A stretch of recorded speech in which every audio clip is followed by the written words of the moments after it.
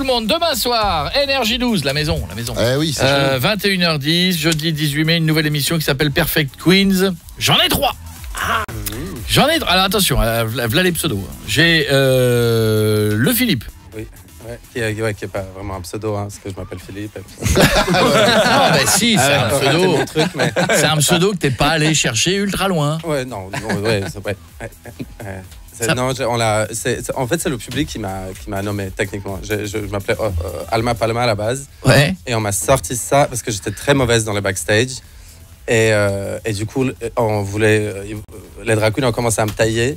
En mode, maintenant, ladies and gentlemen, le Philippe, au lieu de dire Alma Palma. Ah ouais, genre le public a commencé juste à m'appeler le Philippe. Et puis c'est resté, ouais. À la base, c'était le truc pas sympa. Ouais, mais je le méritais, ouais. Vraiment, Soa de Muse. Ouais, c'est moi, ouais. Oh la vache, Soa de Muse. Ouais, écoute, comment on choisit son pseudo? Écoute, Soa, c'est mon prénom, et de Muse, c'est l'idée de l'inspiration, voilà. La muse. Je suis un peu inspiré comme c'est bien. En fait, j'ai fumé trop de joints, donc c'est pour ça. C'est très honnête. Écoute, c'est clair. Bonjour Énergie 12, salut Paris. Bonjour. Et Ice, comment je prononce? Icy ou Ice? Icy Dragon. Alors là, ça va, plus on va dans les pseudos, pourquoi? Icy, c'est pour la glace, et Dragon pour être dans le mouvement du drag, et ça fait dragon des glaces aussi. D'accord, très bien. On parlera de ce qu'il y a dans l'émission. C'est à la Sécu, ils ont rien dit. Parce que c'est ici Énergie. Ils sont pas aimables. Je ne suis pas entré comme ça. Voilà. Alors, vaut mieux parce que des fois, ils font déjà la gueule. Je me suis dit, ils sont pas. Non, ils étaient contents. Ça va. Ah d'accord. Ça leur fait un peu d'animation aussi. C'est pas faux. En fait, on rend un peu les gens gays, un petit peu. On est un peu là pour ça. Vous nous expliquerez ce qu'on va voir dans l'émission, ce qu'on va découvrir. Est-ce qu'on découvre vos talents? Est-ce qu'on découvre votre vie privée? Est-ce qu'on découvre vos histoires? Vous allez nous expliquer tout ça dans un instant, d'accord? Combien de temps pour le maquillage? À peu près 2 heures. Ah, c'est ce qu'on disait tout à l'heure. Ah oui, c'est ça, oui. Oui, j'ai l'habitude, moi. On était à peu près. Non, toi, Jeff, il avait fait une prestation, c'était où? Chez Michou, j'ai eu 3h30 moi. Il avait fait Ricazaraï. Ouais. Oh waouh. Et j'avais cartonné. Comme vous voyez, il y avait du boulot quand même. T'as cartonné chez Michou, ils sont tous bourrés et Oui, t'as cartonné, oui, c'était. Non, mais c'est un. T'avais chanté quoi, ce de Henri Cazaraï? Sans chemise, sans pantalon. Et il l'avait bien bossé avec les premier dog. Il avait bien bossé avec les artistes de chez Michou, il avait la petite chorégraphie, il avait fait le maquillage. Était fou parce qu'ils enlevaient tous les poils, la barbe, tout ça, ils mettaient une sorte de pâte là. C'est marrant, j'ai jamais voulu voir cette vidéo. C'est vrai? Dans les images. Si, non, c'est bien. Quand c'est navrant, je le dis, mais c'était bien. Et là, ça va. C'était il y a combien de temps? C'était il y a 10 ans. D'accord. Ouais, j'étais. Il rentrait encore dans le costume de Rick Azaray. De toute façon, c'est simple, les deux étaient encore en vie. Eric Azaray et Michou. Donc, Icy Dragon, le Philippe et Soa de Muse. 3 drag queens qui sont dans la série. C'est une série ou c'est un inédit? C'est inédit. Inédit, très bien. Il y en a qu'un? Oui, d'accord. C'est un numéro unique, je crois qu'il y avait plusieurs numéros. 21h10 sur Énergie 12. Qu'est-ce qu'on va voir? Alors, déjà, il faut qu'on explique plein de trucs. Drag queen, à la base, on est d'accord, c'est une performance scénique. Oui, total, ouais. À la base, c'est un travestissement sur scène, voilà. En journée, non. En journée, on est en civil. Ça se fait, mais bon, on ressemble à nos papas, quoi. Donc c'est un peu. C'est une vraie question. C'est-à-dire qu'en journée normal, vous gardez un petit peu de ce côté drag queen ou pas du tout? Et pas tout le monde, je veux dire, il y a tout type de personnes qui font du drag, je veux dire des femmes cis, des femmes trans, des hommes cis comme moi, des hommes cis. C'est quoi Sims.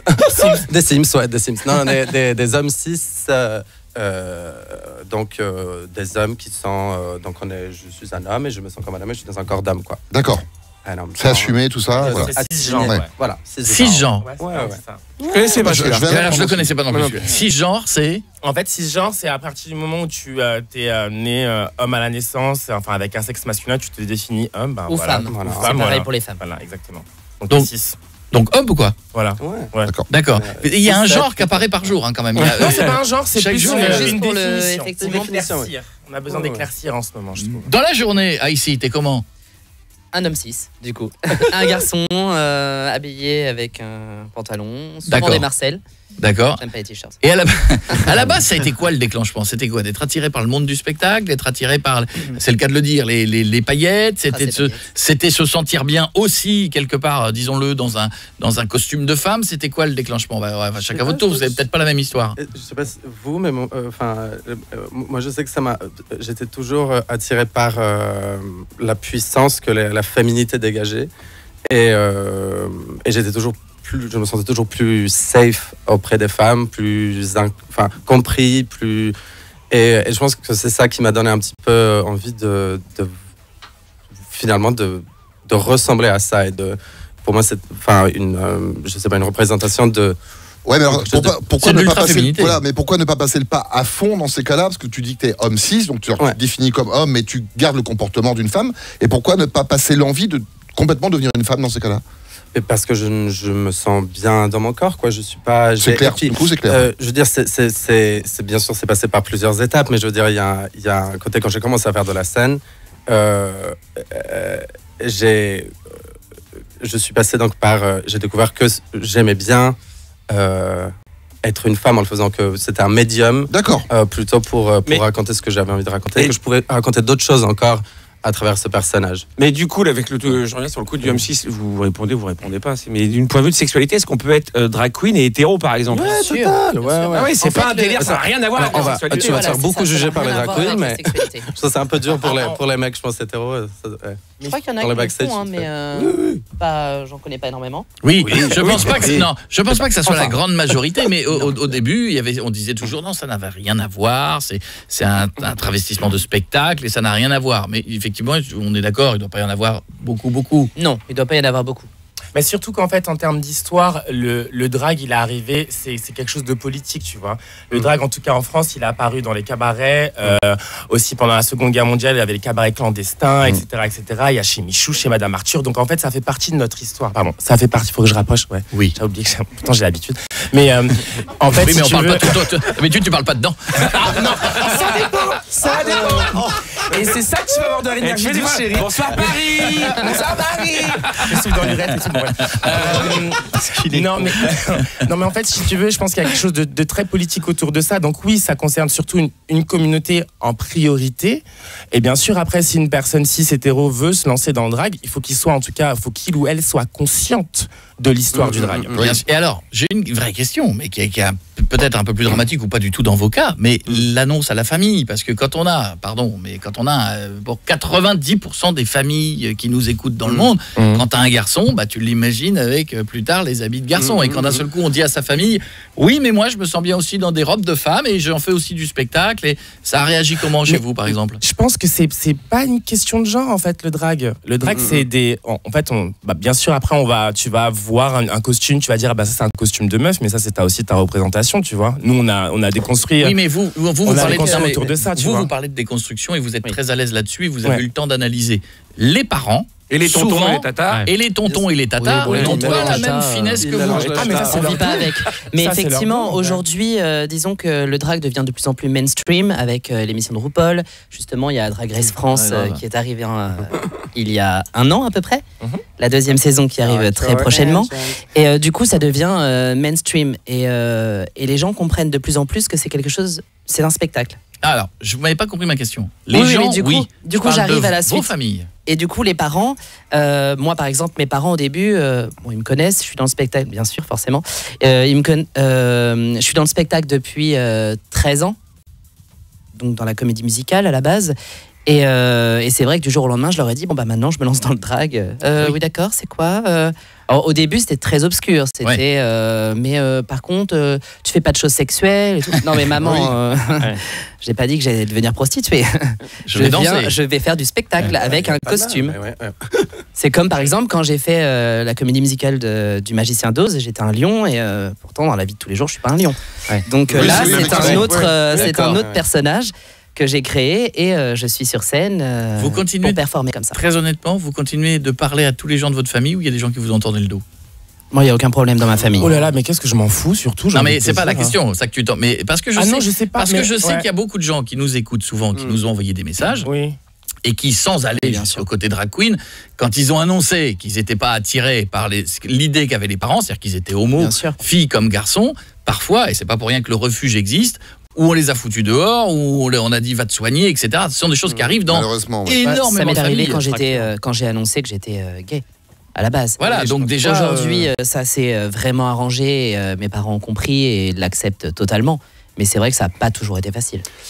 Et vu que c'est un délire un peu justement festif, le déguisement, enfin je sais pas comment festif, est-ce que vous portez cette tenue-là, autre que pour le boulot par exemple, dans un moment fait. Oui, non, mais je sais pas. Alors oui, ça peut être par exemple. C'est à l'aise avec tout le monde, avec la famille. Un restaurant, ça se vit. Pourquoi pas. La fête, c'est intrinsèquement, c'est ça que je veux dire, intimement lié à la communauté LGBT.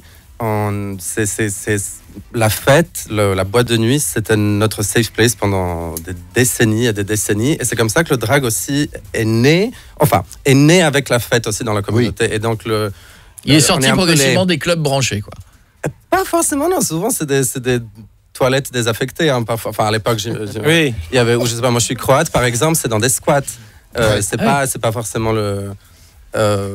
Alors aujourd'hui oui, et on est à Paris, donc effectivement c'est partout. On nous voit à la Fashion Week comme on nous voit à Aubervilliers. Enfin je sais, il y a pas de quoique maintenant il y a même la Fashion Week à Aubervilliers, quelle horreur. Et bourgeoisement. Est-ce que vous avez déjà affronté le regard aussi de la violence et des insultes? Oui, forcément. Dans la rue, le fameux sale pédé que beaucoup de gens qui nous écoutent entendent régulièrement. Ça fait longtemps qu'on n'avait pas entendu. Mais mais parce que je pense qu'encore une fois, je le dis, vous êtes très décomplexé là-dessus et parce que vous en parlez, vous touchez un peu le showbiz. Mais je pense qu'il y a plein de gens qui le subissent parfois dans le train, dans les métros et qui n'ont pas le courage de répondre et qui le vivent simplement. Vous maintenant, vous le vivez encore ou pas? Oui. Ça fait longtemps, ça fait un petit moment, mais effectivement, oui. C'est-à-dire quand je vais la faire courte, parce que c'est pas la même chose quand vous êtes dans un bar, vous êtes 5 drag queens entre vous, et être seul en rentrant chez soi à la maison et croiser une bande de 5 mecs, par exemple, qui vont peut-être vous. Moi, ça m'est déjà arrivé. Moi, j'habite à Saint-Denis, à Pierrefitte, plus exactement. Je suis des fois, à l'époque, quand je pouvais pas prendre de Uber parce que j'avais pas de thune, j'étais obligé de prendre le métro, le bus ou le bus de nuit. Et en fait, viens me chercher en vrai. Moi, il y a personne qui, j'ai jamais eu, j'ai toujours eu des remarques, mais des remarques lointaines. La personne a besoin d'être loin. Mais de moi, tu vas pas venir. Et de toute façon, il vaut mieux pas venir me voir quand je suis, même si je suis maquillée, ça, non. En fait, je pense qu'il y a. Ah ouais. Bah ouais, en fait. Alors, qu'est-ce qu'il y a? Donc tu vois, il y a 2-3 techniques d'intimidation. Mais donc du coup, non. Enfin, perso, je pense qu'après j'arrive, je crée aussi une sorte de bouclier quand je suis dans le métro ou autre part, donc j'entends pas certains trucs et surtout je les calcule pas. Mais à partir du moment où tu viens et tu entres dans ma limite, enfin dans mon safe place, dans ma bulle, il faut être courageux. Philippe, jamais eu de problème? Pas tant que ça. Ça fait un peu longtemps que ça. ça fait. Non, j'avais souvent des Uber qui partent, qui en moment ils me prennent pas juste. Ou alors l'été c'est pas grave, mais l'hiver c'est un peu embêtant. C'est quand il fait 5 degrés qu'on le Je crois qu'il faisait 2 moi et j'ai attendu 20 minutes qu'il arrive, il est parti, j'ai réattendu 20 minutes. J'ai failli rentrer à pied, mais avec les talons. C'était un peu loin. Non. J'avais juste la perruque et le maquillage. Et le regard des mecs. Et le regard. Souvent les couples couples hétéros, moi. Ouais, les couples hétéros, genre de 40, 50, 60 ans, qui kiffent, qui un peu. Bon. C'est quoi? C'est-à-dire que ça franchit le petit fantasme à base de. Il y a souvent des propositions. Ils savent pas trop ce que c'est, du coup, ils veulent rendez-vous demain, peut-être chez nous. Et oui, mais je vais pas me mettre en drague, en fait. 3 heures de make-up, perruque collée. T'as pas envie de sentir ce qu'il y a sous la robe, quoi. Je veux dire, ouais. Genre, je peux même pas faire avant que je sais que quand je rentre par exemple d'un show et que mon mec m'attend dans mon lit et qu'il a envie de quelque chose, il doit attendre bien 3 heures pour que je sois prêt. Le pauvre. Tu vois ce que je veux dire? Il est déjà endormi, il n'y a pas comment tu. C'est-à-dire qu'il a pas le droit chez toi entre guillemets au fantasme de reste comme ça, ne te déshabille pas, ne change pas. Bien, mais je suis fatigué, il y a tout qui est collé. Mais justement, il te dit, reste comme ça. Il me faut une douche, ma skincare et tout. Je suis une petite. Je suis très cato finalement. Je suis très dans les règles de l'art, quoi. Il faut. T'avais l'air surpris, toi, non? Parce que tu... Ah non, moi c'est l'un ou l'autre. Enfin, moi, c'est la personne que je vois là sur l'écran, tu vois, c'est la même personne, c'est moi. Ça reste moi. Bon, après, là, je suis un peu transpirante et un peu fatiguée. Mais non, je suis pas de différence, si tu veux. Moi, j'avais quelqu'un qui va se reconnaître, que je connaissais, qui était serveur. C'est un serveur, c'est vrai, dans un bar que les gens voyaient tous les jours. Et le soir, une fois de temps en temps, il devenait un peu Dalida. C'est-à-dire maquillage, etc. Et il y allait à fond. Et pour être très honnête et très transparent, il vivait sa pleine personnalité. Vous avez compris ce que je veux dire? Oui, voilà. très bien. Oui. Et il me racontait que le visage et les attitudes des mecs qui croisaient en journée, le soir, il y avait... Alors en plus, tu rajoutes 2-3 verres d'alcool, ils se faisaient draguer toute la soirée. Toute la soirée par des types qui voyaient avec les enfants, avec les types n'avaient pas reconnu lui en tant que serveur. Si. Ah ouais. Franchement, si. Franchement, faut voir flou en vrai. Hein, si. Tu pouvais pas ne pas le reconnaître. Pardon, mais... Ouais, oui. Tu pouvais pas ne pas le reconnaître. Et il m'expliquait que souvent, les bons pères de famille, ils y allaient, ils glissaient le numéro de téléphone. Et toi, tu y allais? Non. Il aurait fait Michel Thor. J'y serais allé, mais Dalida, non. J'étais pas très Dalida. Là, j'ai travaillé en Suisse pendant un mois, là. Et effectivement, j'étais donc en drague tous les soirs, mais vraiment féminine, pas avec la barbe. Ah ouais? Et tous les soirs, oui, j'ai essayé. Et tous les soirs, je me faisais effectivement draguer par des hommes hétéros. Mais tu gardes la barbe? Non, là, c'est en ce moment. C'est de la flemme. Non, pas du tout. C'est que j'ai envie d'explorer un peu autre chose. Et puis, c'est surtout que j'ai envie d'avoir un peu de barbe. C'est très bien, moi. Pour ma vie intime. Alors, rien à voir avec le drag. Hein. Mais il y a un moment, il y aura peut-être un conflit quand si tu... Non? Oui, ce jour-là, je me raserai. D'accord. Mais là, je me dis que il y a un type du drag qui s'appelle le genderfuck, où on mélange les deux codes dans les codes masculins. L'Eurovision qui avait gagné. Et il y avait malheureusement... C'est pas ma tasse de thé. Pas malheureusement. Mais ouais. Bon, enfin, c'était de la petite barbe. On n'a pas pointé avec le... Ah non, quand je t'averse, c'est pas ce que j'irais voir en drague. Pourtant, quand je suis t'avoue, alors pour le coup, moi je pense que la cause un peu drague, ça l'a un peu démocratisé un grand coup. Carrément. Oui, parce qu'au début, tu sais. Mais RuPaul, c'était très américain. Oui, en France. Ça reste quand même dans une niche, RuPaul. Alors attention, oui, ça reste un truc américain, mais en tout cas, la communauté LGBTQI+, en tout cas en France, elle était dessus depuis bien longtemps. C'est pour ça que quand Drag Race France est arrivé justement ici, ils se sont dit, ah putain, enfin. Moi, j'ai rencontré RuPaul une fois. Ah, mais non. Aux États-Unis, il faisait une émission il était animateur radio à un moment donné, sur New KTU, qui était une radio américaine à New York. Et je l'ai rencontré, mais j'avais oublié qu'il faisait pas d'émission tout le temps en RuPaul. Et voilà. Et c'est vrai que pas en RuPaul, on est loin de RuPaul. Il y a un très gros travail. C'est Polo. Il y a un très gros travail de make-up qui était incroyable. Il y a dans l'histoire, dans l'émission, on terminera là-dessus, il y a une personnalité visiblement qui va être dans Drag Mystère. Oui. Ah, c'est qui Vous n'avez pas l'air tous au c'est un courant. mystère, non? Ah bah merde. Attends. Par contre, c'est ma robe qu'elle porte. On peut avoir un indice. C'est quand même une belle transformation. Non, si, mais il y en a un qui a fait l'indice. T'es pas venu, t'es pas venu à toutes les missions. Non, mais c'était filmé en février, le jour de mon anniv. Donc je suis venu. Première arrivée d'ailleurs. Ça m'arrive jamais d'ailleurs. Bah voilà. Vas-y, je dis ça, vas-y. C'est une belle transformation. Ouais, c'est une référence par rapport à... Vous comprendrez peut-être demain soir. Transformation. Ouais. Marie-Josée Pérec. Ah non, c'est Ah non, ce n'est pas moi, monsieur. Merci beaucoup. Ce n'est pas moi. Merci. Vous Demain êtes soir, trompé de concours. Énergie 12, 21h10. Merci les amis. Yes, merci beaucoup. Revenez quand vous voulez dans l'émission. l'émission. Merci beaucoup. À très bientôt.